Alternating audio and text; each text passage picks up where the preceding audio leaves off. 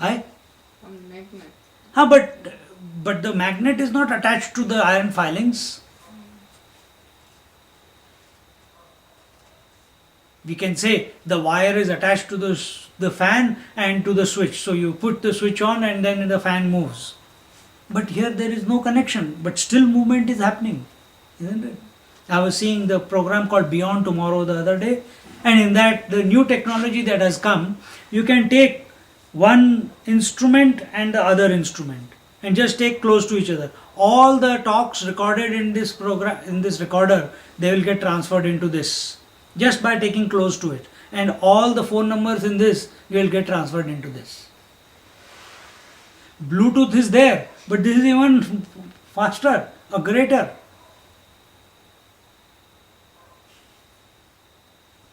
See? Not even. But how can movement be possible? But it is possible now. Slowly we are moving towards that. So here, just like that magnet, in the presence of the magnet, because of the power in the magnet, these inert iron filings, which were free of magnetism, they gained movement without being ever in touch with the main magnet. Same way, all the thoughts, they become dynamic when they come in the presence of consciousness. The moment they come in the presence of consciousness. And in this manner, the self is totally independent of this intellect and of this person that we call ourselves. And the person that we call ourselves, we express ourselves in life in three different states: the waking state, the dream state, and the deep sleep state. And all these three states are just an idea in our mind. Just an idea, concept. But the self has got nothing to do with it. It's totally independent.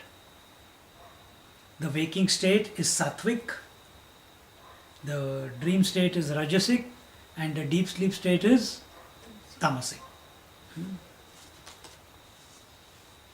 And all these three states, they cannot function without being activated by the self. Without the presence of self, these waking, dream and deep sleep are non-existent. If the self is there, let that be in the animal. Well, an animal, I don't know if they had dream or not. I don't know, I'm not a scientist. But I think they have, because I see cats, and sometimes that cat sleeps on my lap and she goes as if, like small children, they suddenly become afraid, and I can see her heart beating. I don't know what dream she must be having.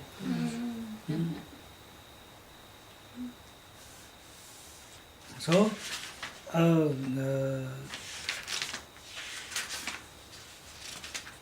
Prata Smarami Devasya Savituhu. Devasya. What is the word Devasya mean? Devasya means that which is self-effulgent, that which is resplendent, that which is the light. Devasya means light.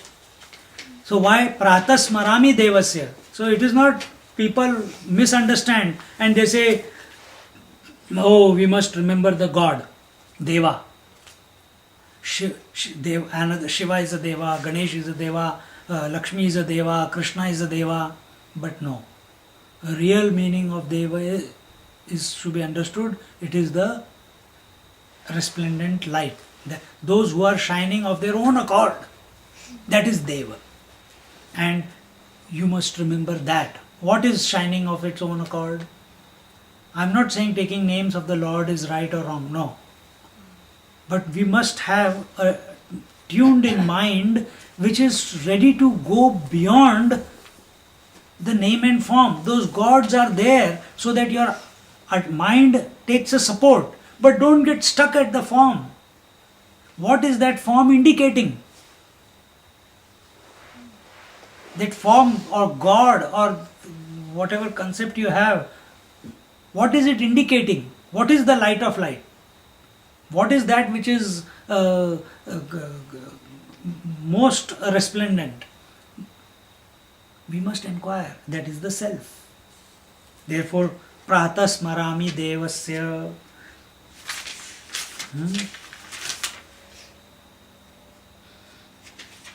Savitur, we have told, Devasya Savitu. Savitu is the sun, and with the sun we brought the intellect in. No, Savitu is the sun, and just like that, self is the sun is the self. That example was taken. And now Varenyam. What is Varenyam? Varenyam is the most superior one. And who is the most superior? That which never becomes less, that which is not, that which is the boss of everything. That who will be the most superior? By whose command everyone else is functioning. And this idea came in the Kena Upanishad, where all the gods, they are also devas. Each one is having his own light, and each one thinking, the fire god, the water god, the wind god, all arguing, we won the war because of me, we won it because of me. And at that time, the Supreme, just to make sure that these gods, which are the various potentialities within this mechanism that we are, that they don't get carried away and arrogance doesn't increase, ego doesn't become self-destructive. He came and he said, without showing his form, he just brings one blade of grass and he says, can you guys destroy this? I've been hearing you have, because of you, the Rakshasas were defeated. And each one goes, I can do it, and comes back. Puss. The water god cannot wet it, the fire god cannot burn it, the wind god cannot dry it.